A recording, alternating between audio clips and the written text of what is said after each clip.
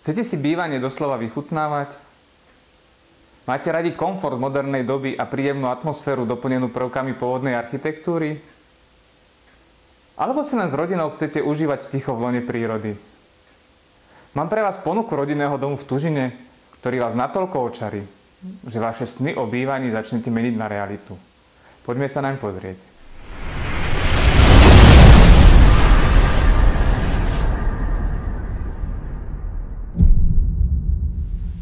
Moje meno je Roman Pavlíček a už viac ako 6 rokov pomáham ľuďom plniť si sny o bývaní. Obec Tužina je vzdialená len 20 minút od svetovo preslávených Bojníc. Takže máte naozaj len naskok, či už do zoologickej záhrady, alebo na Bojnický zámok, ktorý je skvostom našej histórie. Stal sa aj domovom festivalu strašidiel a duchov, ktorý sa každoročne teší na vašu návštevu.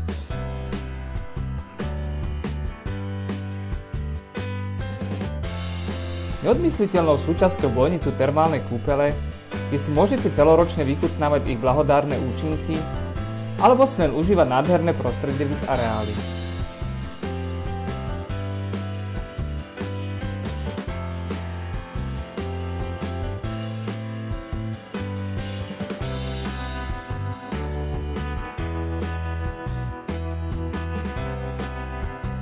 Vráťme sa však k samotnému domu.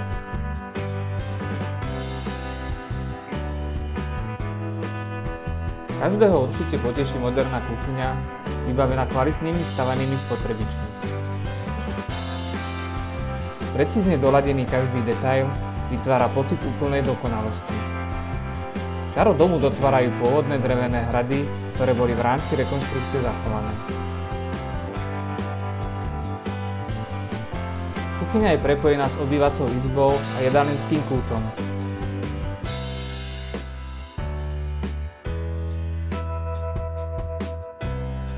Potešenie nielen pre oko vám dodá majestátny krb. Vychutnajte si sami úžasnú atmosféru.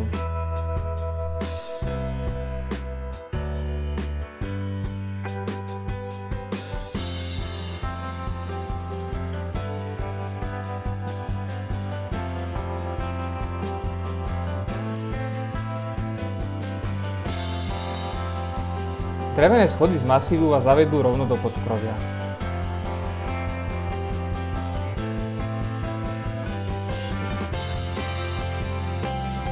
Tu sa nachádzajú dve izby. Jednu môžete využiť ako detskú izbu alebo pracovňu, druhú s výstupom na balkón ako spálňu.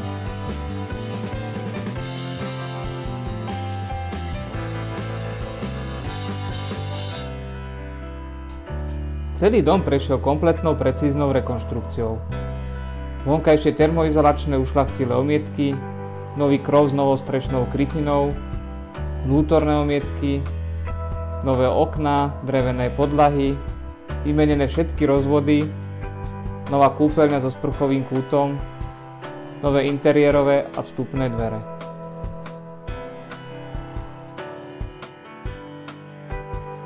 Dom je postavený na pozemku 488 m².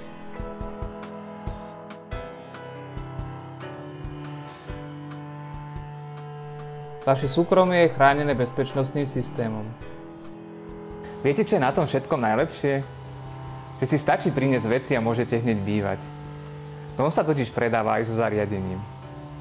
A je len na vás, kedy sa vašim priateľom pochválite novým bývaním. A preto neváhajte a zavolajte mi ešte dnes a dohodneme sa na obliadke.